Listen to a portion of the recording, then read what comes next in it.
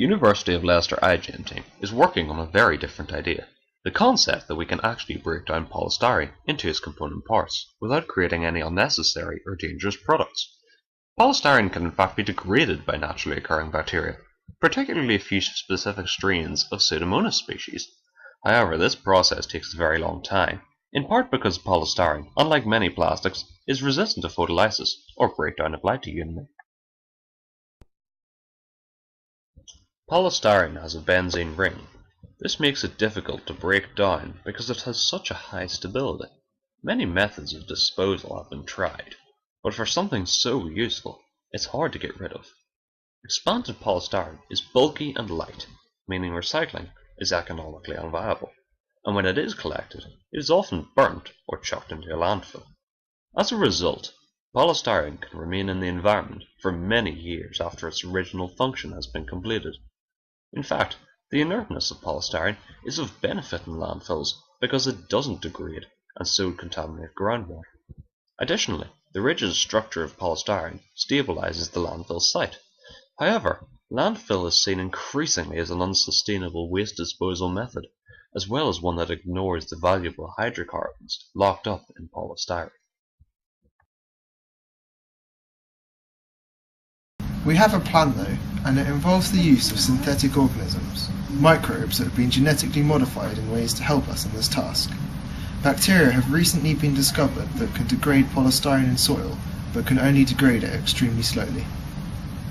What we're proposing to do is to take some species that are known to degrade polystyrene very, very slowly, that live in the soil, such as Pseudomonas species, and take the genes out of those bacteria and put them in lab-safe species, such as various strains of safe E. coli.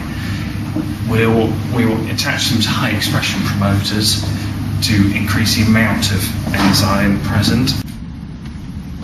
We also intend to alter the genes in the pathway to see whether change in the base sequence, and therefore the amino acid sequence, can improve the pathway's reaction speed. In other words, we take the DNA from one microbe, play about with it a bit, stick it in another microbe, see what happens. These processes could significantly increase the speed of polystyrene degradation, and could potentially be used to reduce the amount of expanded polystyrene in landfill.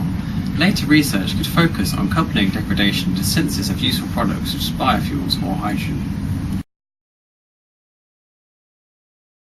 This project will be an entrance to iGEM, which is the premier undergraduate synthetic biology competition. The project design and competition format is an exceptionally motivating and effective teaching method. We have been given a kit from the Registry of Standard Biological Parts at the beginning of the summer to aid us in this task. Working at our university over the summer, we will use these parts and new parts of our own design to build biological systems and operate them in living cells. All funds raised will help students be able to do the project, as although we've had generous donations from Professor Sir Ray Jeffreys allowing us to enter the competition, and companies such as Heathrow Scientific supplying lab equipment, there's a lot more to be funded. The results we get from our experiments are to be shown at the regional final in Amsterdam, whereby all the European entities go to a jamboree at the VU University in Amsterdam. Just to get into this jamboree, there is a $275 entrance fee, so the more we raise here, the better. With extra funds, we will be able to purchase more of the essential consumables required for this project, allowing more experiments to be carried out and thus improving our research quality, which is a win-win for everyone. Now we will show you some of our rewards. An R2-D2 papercraft model, in order to finally have one of the droids that you've been looking for. Note, Obi-Wan isn't completed. As well as this, our very own iGEM t-shirt, in white, complete with logos and the polystyrene-eating bacteria on the front of it. We also have a wide variety of iGEM collectibles and trinkets, such as this iGEM fridge magnet, alongside other items, like keyrings, which have all been made from recycled goods. All this and more can be yours with sponsorship from the iGEM team. Whether we're in the park, in the lab, or even at home.